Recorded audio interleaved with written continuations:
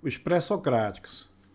Os filósofos pré-socráticos são assim chamados não apenas porque viveram antes de Sócrates, mas também porque o tema comum a todos eles era a cosmologia. E o que vem a ser a cosmologia, então? É o ramo da filosofia que procura explicar a composição do universo, sua estrutura e evolução e a natureza da realidade física, não é?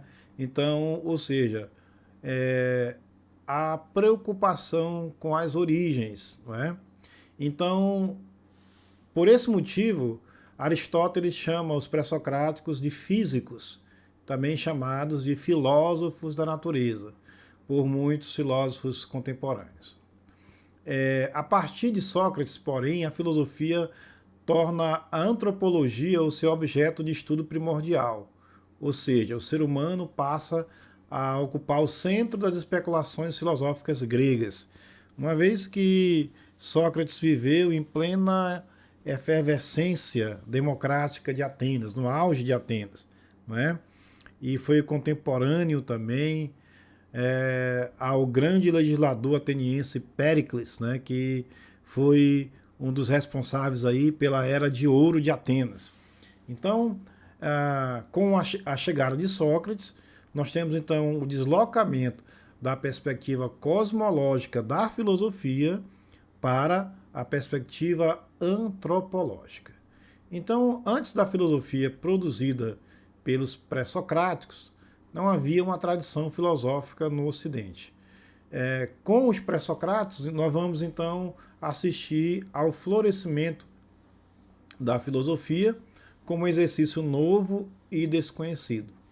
Então, a questão que vai inicialmente animar os filósofos e ser a mola propulsora do seu filosofar era o problema do movimento. Esses filósofos se deparavam com a transformação constante da natureza e isso lhes provocava profundo assombro e espanto. Então vamos ver a questão do movimento. Qual é a raiz da inquietação dos pré-socráticos? O que pode ter causado tanta estranheza a ponto de levá-los a filosofar? O que assombra o filósofo pré-socrático é o movimento. Para os gregos, a palavra movimento tinha um sentido mais amplo do que para nós. O movimento de um lugar para o outro, o movimento de aumento ou diminuição de uma coisa, o movimento de uma coisa ao se tornar outra, ou seja, uma alteração, o movimento de geração, corrupção e morte de seres. Todos esses sentidos, principalmente o último, causam incerteza.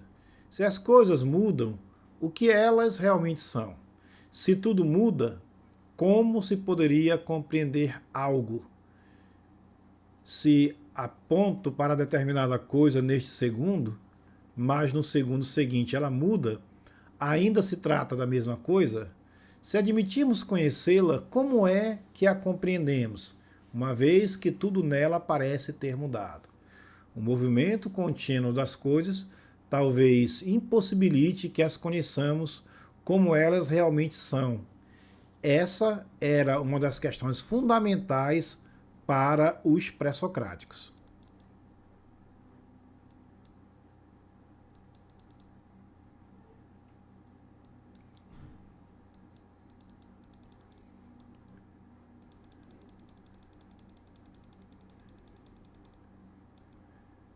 Vejamos, por exemplo, alguns pares de opostos. Algo que é frio pode ficar quente, o que é novo envelhece. Então, o que são realmente aquilo cuja temperatura pode mudar e aquilo que envelhece? Uma coisa ou outra? Nenhuma das duas? Algo além delas? Em suma, o que são as coisas de verdade em sua essência? Eis a pergunta que moveu os pré-socráticos. O que há de verdade nisso tudo?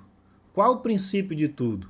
A esse princípio, os gregos deram o nome de arquê, aquilo que está no princípio ou origem de tudo. E por isso explica o movimento. As respostas dadas para qual é a arquê e como se organiza a physis vão diferenciar as escolas filosóficas formadas nessa época. É importante lembrar que tudo o que sobrou das obras dos pré-socráticos são fragmentos de textos. Esse é um dos motivos principais de não termos acesso a toda a complexidade e nuance de seu pensamento. Uma das fontes principais da filosofia pré-socrática é Aristóteles, pois nos seus textos ele tinha como hábito reunir a maior parte das ideias dos filósofos anteriores antes de propor a própria resposta às questões filosóficas. Por causa desse procedimento, Aristóteles então tornou-se um dos primeiros historiadores da filosofia.